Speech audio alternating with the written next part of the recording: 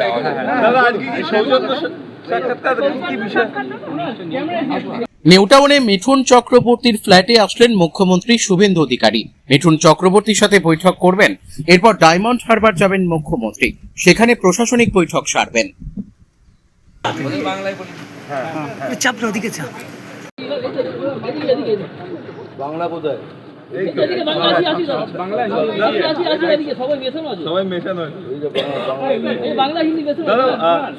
সালের ফেব্রুয়ারি মাসে মাননীয় প্রধানমন্ত্রী নরেন্দ্র মোদীজির উপস্থিতি খুলনা এই রাজ্যের পরিবর্তনের শপথ নিয়েছিলেন ব্রিগেডে, এবং তার নিরলস পরিশ্রম, চেষ্টা এবং একটা কঠিন প্রতিকূল পরিস্থিতি 2021 নির্বাচন পরবর্তী হিংসা, যুবকদের উপরে, কর্মীদের উপরে, রাষ্ট্রবাদীদের উপরে আক্রমণ, ঘরছাড়া হওয়া, সব থেকে শুরু করে শেষের এই যে তার লড়াই সংগ্রাম স্বপ্নের বৃত্ত, তিনি গত 9 তারিখে অর্থাৎ গত শনিবার মাননীয় প্রধানমন্ত্রীর উপস্থিতিতে মহামহিম রাজ্যপালের দ্বারা ভারতীয় জনতা পার্টির প্রথম সরকারের মুখ্যমন্ত্রী এবং মন্ত্রিসভার শপথের মধ্য দিয়ে তার স্বপ্ন পূরণ হয়েছে।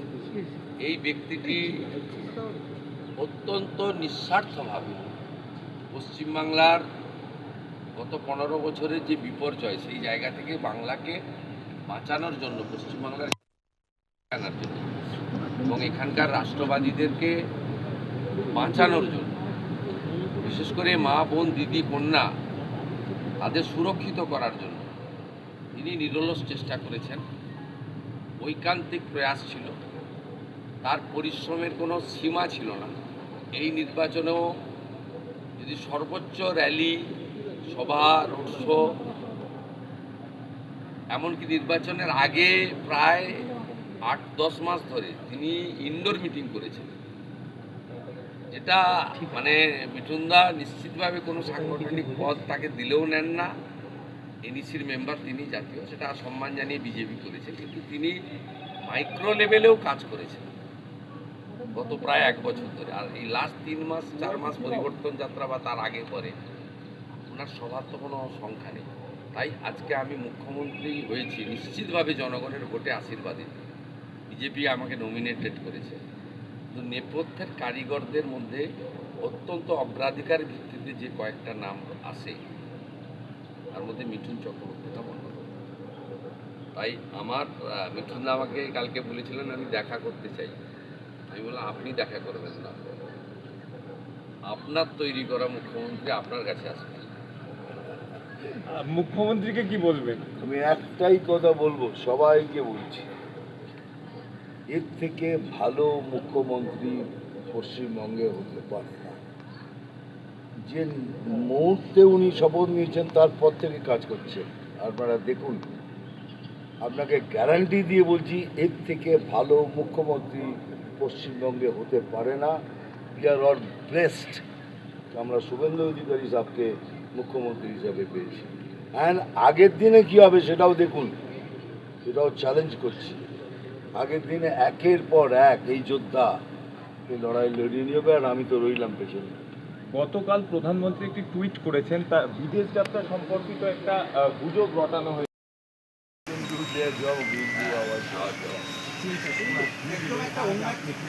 देखिए मिठुनदा पिछले 5 साल से ज़्यादा, करीब 6 साल, उन्होंने पश्चिम बंगाल पूरा परिवर्तन लाने के लिए बहुत, उन्होंने भारतीय जनता पार्टी का एनईसी का मेंबर लिया। बंगाल में पूरा देश में लोकप्रिय एक व्यक्तित्व है, उनका fan followers not only in the BJP, outside the BJP also, true राष्ट्रवादी। मैं मुख्यमंत्री का बनने के बाद मुदा का साथ मुलाकात करने के लिए आया था, बहुत सीनियर भी है, उनका आशीर्वाद भी ले लिया, और उन्होंने चुनाव कैंपेन के दौरान कुछ काम उन्होंने सारे एरिया में बोल के रखा।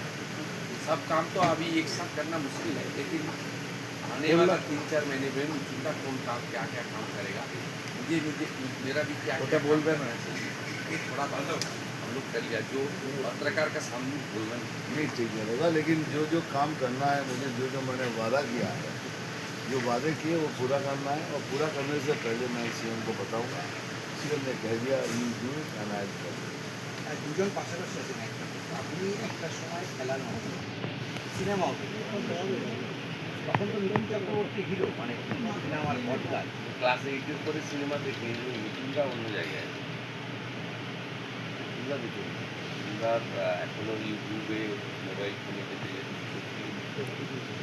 ভালো बस जहाँ बोलो थैंक यू वेरी मच अपन जो किया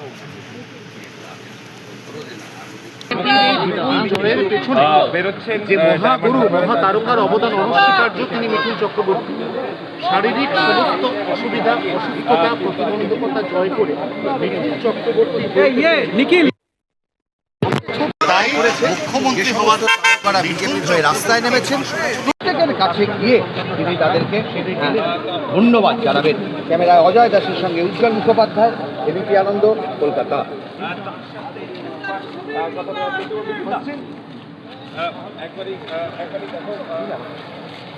শেখ রতনের রিপোর্ট, পিবি নিউজ।